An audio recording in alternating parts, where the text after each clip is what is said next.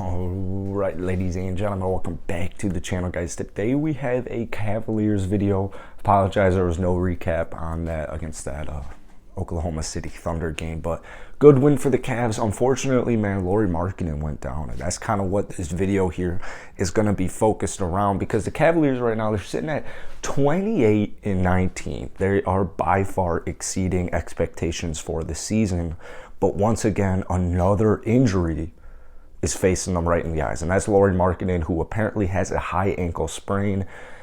They're not expected. The recent reports are that the Cavs are not expecting him back anytime soon. So, I really think the Cavaliers are going to start to make a move here. I actually saw a pretty cool trade for Eric Gordon earlier. It was Ricky Rubio and a 2022 first-round pick, lottery protected, for Eric Gordon. So the Cavs, they are giving up their first-round draft pick, so maybe they would, more realistic trade would be maybe like a 2023 first round draft pick, but I thought that was a little intriguing. I do think the Cavaliers are going to have to make some type of move at some point before the trade deadline. I don't know if it's going to be a trade. It very well could be a buyout, but right now, man, you're without Lauri Markkanen for, I would imagine, at least 2 weeks. The good news for Cavs fans right now is they've been in this situation plenty of times this season. Colin Sexton. You also had Evan Mobley, Jared Allen, Darius Garland's been injured a little bit. Isaac Okoro, Colin Sexton. Like, they have dealt with injury after injury after injury. Ricky Rubio, obviously. So, who's going to step up? I have a feeling it's going to be Lamar Stevens. That's kind of who I'm imagining right now is going to be like that dude for him. To kind of try in and step up, because Lauri Markkanen, 14 point per game scorer this season. 14 points.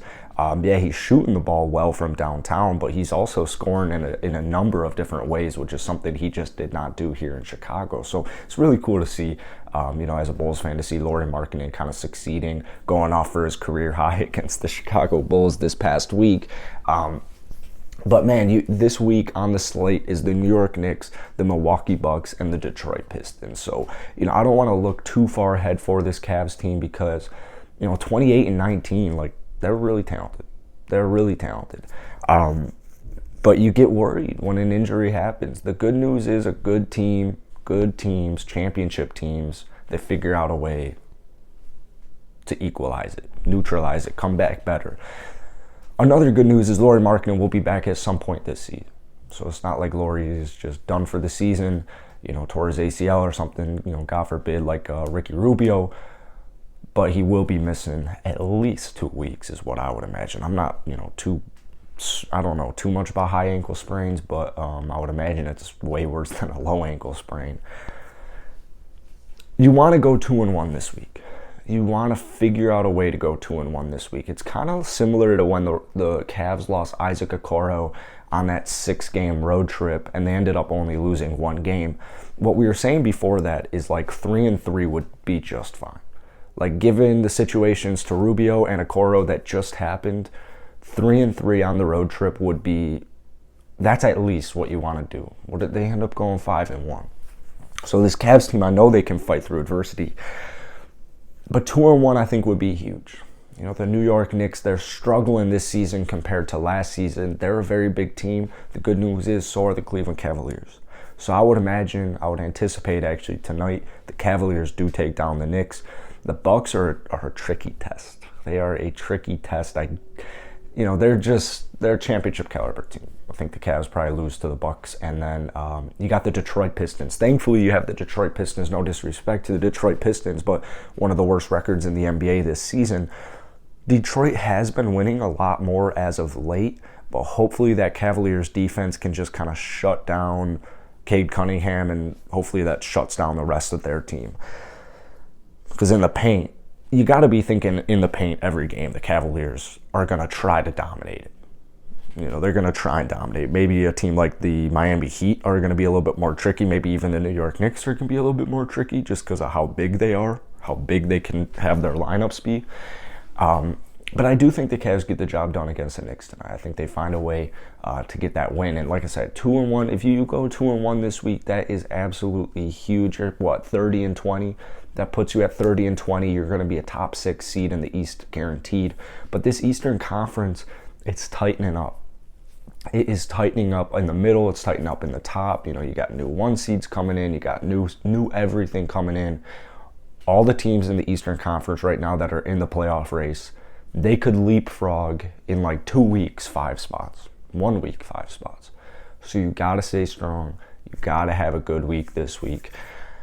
We'll see what happens, man. We'll see what happens. As far as Cavs news goes, Cavs rumors, trade rumors, I'll probably make a whole video on this, but I did see something that was kind of intriguing about Toronto.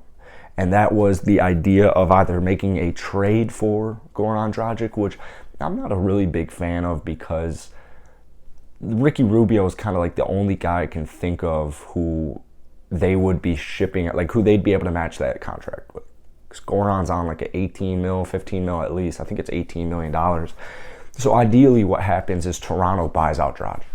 At some point in the season, or soon, hopefully they buy out Goran Dragic, because as far as getting value back from him, I don't know, a team's got to be relatively super desperate. They got to be pretty doggy desperate. So I'm thinking like maybe the Mavericks, but with the way Jalen Brunson's playing, you just never know what's going to happen. You just never know. It's like a big game of cat and mouse right now with Goran Dragic and Masai. I don't even think Masai would have an issue not buying him out, not trading him, and just not playing him. But for the Cavaliers' sake, let's say Goran does end up getting bought out. I think he could be a very perfect solution for the Cavs. You can get him on a cheaper deal than $18 million, and he can also kind of play that 1-2 spot with Rajon Rondo out there. I don't want to imagine Rajon's going to play more than like 20 every single night, so I like it. I like going around 15 points per game, 3 rebounds, 3 assists, good, solid 3-point shooter. He knows how to carry himself. He knows how to carry a team. He just knows what it takes to get the job done. And I think getting a veteran player like that, along with Rajon Rondo, I think that would be very beneficial for this Cavs team. So that's really it for today. I'm really hoping they go 2-1, man. I'll try and live stream tonight's game. I don't think there's too much, unless I think we do have the Bulls on, but they play the OKC. So 6 o'clock, maybe check this channel, and maybe we will be live. But Cavs Nation, thank you guys so much for watching. I believe we're like 40-something subscribers away from 10,000, so I really appreciate all the likes, all the comments. It really just kind of brings in new subscribers. So thank you guys, Cavs Nation. I'll read all your guys' comments.